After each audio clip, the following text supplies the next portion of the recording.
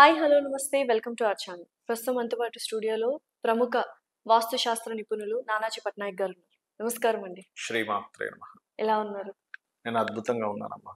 ఇప్పుడు కొత్తగా అంటే చిల్డ్రన్స్ బెడ్రూమ్ అని, పేరెంట్స్ బెడ్రూమ్ అని ఇట్లా సపరేట్ గా ఉంటుంది. ఎగ్జాక్ట్లీ. సో ఫస్ట్ మనం కిడ్స్ బెడ్రూమ్ గురించి మాట్లాడుకునే ముందు నిజంగానే పిల్లల్ని సపరేట్ గా పడుకోబెట్టాలా అంటే వెస్ట్రన్ కల్చర్ ని మనం ఫాలో అవ్వాలా, అది ఎంతవరకు కరెక్ట్, అలా చేస్తే మంచిది?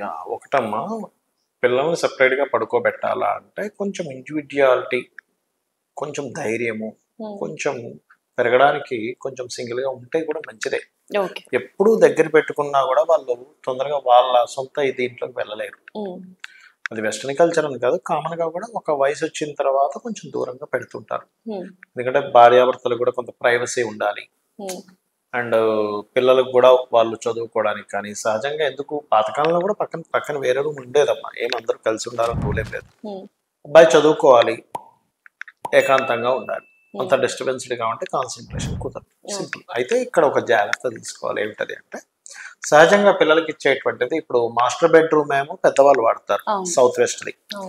రెండు ఉంటాయి మిగతా తర్వాత 2 బెడ్రూమ్స్. ఇంకోటి ఏంటంటే సౌత్ వైపు ఉండేది, లేదా ఒక్కోసారి సౌత్ ఈస్ట్ వైపు కూడా వెళ్తారు కొంతమందికి bedroom, or north west. South east లో ఉండే బెడ్రూమ్ పొరపాటును కూడా స్త్రీలకు ఇవ్వకూడదు, ఆడపిల్లకి ఇవ్వకూడదు. ఎందుకు ఇవ్వకూడదు అంటే అగ్నిభాగం కదా, మెచ్యూర్ అయి పెద్ద అయిన తర్వాత వాళ్ళకి మంత్ అది వచ్చినప్పుడు దోషం ఏర్పడుతుంది. సౌత్ ఈస్ట్ లో కనుక ఆడపిల్లలు పడుకుంటే వాళ్ళకి ఆ టైంలో అక్కడ కనుక నిద్రపోతే సర్పదోషాలు ఏర్పడతాయి. దానివల్ల వాళ్ళకి నార్త్ వెస్ట్ ఇవ్వాలి, మగపిల్లడికి సౌత్ ఈస్ట్ ఇవ్వాలి. బెడ్రూమ్ పైన కొంతమంది డూప్లెక్స్లు ఉంటాయి, కింద సౌత్ ఈస్ట్ లో కింద బాగా ఏదైనా రూమ్ కొంతమందికి మెయిడ్స్ కి ఇస్తుంటారు చూసారా, సౌత్ ఈస్ట్ మెయిడ్ కి ఇవ్వచ్చు. మెయిడ్స్ కి ఇవ్వాలి. చాలా మంది తెలియక నార్త్ వెస్ట్ లో ఇస్తారు. నార్త్ వెస్ట్ లో కనుక మీరు మెయిడ్స్ కి కనుక ఇస్తే వాళ్ళు నిలబడరు, తొందరగా మారిపోతూ ఉంటారు. నెల రోజులు చేస్తారు, 2 నెలలు చేస్తారు, మళ్ళీ ఊరు వెళ్ళిపోతారు, మళ్ళీ రారు. సో చలనం. ఆడపిల్లలకి ఎందుకు నార్త్ వెస్ట్ లో రూమ్ ఇవ్వాలంటే వాళ్ళకి చూడండి అమ్మ, ఒక ఏజ్ వచ్చాక వివాహం చేద్దాం అనుకుంటారు. అక్కడ కనుక నిద్రపోయేలా చేస్తే వాళ్ళకి తొందరగా వివాహం చేసుకోవాలని కోరిక కానీ వాళ్ళు తొందరగా వాళ్ళకి సంబంధాలు కుదరడం కానీ జరుగుతుంది. ఇప్పుడు చూడండి, మగ పిల్లవాడికి 30-32 వచ్చినా పెద్దగా బాధ అనిపించదు ఇంట్లో వాళ్ళకి, సరే చేసేద్దాంలే. కానీ ఒక ఆడపిల్లకి కనుక 30 వస్తుంటే భయం వేస్తుంటది ఇంట్లో తల్లిదండ్రులకి. ఎందుకంటే చాలా పరిణామాలు ఉంటాయి దానివల్ల. ఏమిటి, సంతానం పొందే విషయంలో కావచ్చు, కొంచెం ఏజ్ ఎక్కువైతే అందం తగ్గుతూ ఉంటుంది, అందంతో ముడిపడి ఉంటుంది స్త్రీది. పురుషుడికి అట్లా ఏమి ఉండదు పెద్దగా, వాళ్ళకు కూడా ఉంటుంది కానీ చెప్తున్నా. అందుకని ఈ దోషం కలగకుండా ఉండాలంటే నార్త్ వెస్ట్ లో స్త్రీకి ఇవ్వాలి, సౌత్ ఈస్ట్ లో పురుషుడికి ఇవ్వాలి. ఇద్దరు ఉన్నారు లేదా ఇద్దరు ఆడపిల్లలే ఉన్నారు, నార్త్ వెస్ట్ లోనే ఇవ్వాలి. గుర్తుపెట్టుకోండి. ఇంకొక విషయం ఏంటంటే ఇక్కడ ఈ నార్త్ వెస్ట్ లో ఇచ్చేటప్పుడు కూడా వెస్ట్ నార్త్ వెస్ట్ అని ఒక జోన్ ఉంటుంది మనకి. ఈ వెస్ట్ నార్త్ వెస్ట్ జోన్ లో బెడ్ రాకుండా చూసుకోవాలి. ఎందుకంటే దాన్ని డిప్రెషన్ జోన్ అంటారు వాస్తులో.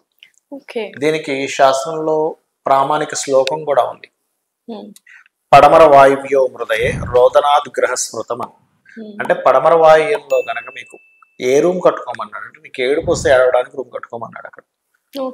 ఇప్పుడు మనం చూడండి, పాతకాలంలో వినే ఉంటాం అలక మందిరము, వినే ఉంటాం కదా. అంటే ఏంటి, ఈ స్ట్రెస్ బాగా ఉన్నప్పుడు తీసేసుకోవడానికి, ఒక బాధ కలిగినప్పుడు ఆ రూమ్ వాడుకోవాలి. అంతేగాని 24 గంటలు అక్కడ ఉంటే నీకు ఏడుపు వస్తూనే ఉంటుంది, డిప్రెషన్ లోకి వెళ్ళిపోతావు. చాలా మంది నేను వాస్తు చూసినప్పుడు, ఏమంటే మా అమ్మాయి ఇలా బాధగా ఉంది, మా అబ్బాయి చాలా బాధగా వెళ్తున్నాడు అన్నప్పుడు ఆ మంచము ఆ డిప్రెషన్ జోన్ లో వచ్చి ఉంటుంది. తెలియక వాళ్ళు ఏం చేస్తారు, ఇంకా ఆ డిప్రెషన్ జోన్ లో అద్దం కూడా పెడతారు ఇంకొంచెం డిప్రెషన్ పెంచడానికి. ఇవన్నీ పెట్టేసరికి వాళ్ళకి ఏమైపోతుంది అంటే డిప్రెస్ అయిపోతుంటారు. చిన్న విషయాలకి ఎగ్జామ్ లో పాస్ అవ్వలేదు, డిప్రెస్. ఎవరో ఫ్రెండ్ తో గొడవ వచ్చింది, డిప్రెస్ అయిపోతారు. ఇంట్లో వాళ్ళకి ఏదో అడిగారు, కొని ఇవ్వలేదు, డిప్రెస్ అయిపోతుంటారు. డిప్రెషన్ జోన్ లో మంచం వచ్చేలా చూడకూడదు. వాళ్ళు నిద్రపోతే ఒకవేళ తల అక్కడికి వచ్చేలా చూడకూడదు. కాళ్ళు వస్తే పర్లేదు, డిప్రెషన్ జోన్ హెడ్ రాకూడదు. వాళ్ళ ఆలోచనలు డిప్రెషన్ లోకి వెళ్ళిపోతుంటాయి. కొంతమంది ఇళ్లలో తెలియక డిప్రెషన్ జోన్ ఎక్కువగా పెరిగిపోతుంది కూడా. అలాంటప్పుడు అక్కడ ఎనర్జీని ఇచ్చేటువంటిది డీర్, జింక బొమ్మ ఒకటి పెట్టాలి ఆ జోన్ లో. అప్పుడు ఆ డిప్రెషన్ తగ్గి ఎనర్జీ బ్యాలెన్స్ అవుతుంది. అది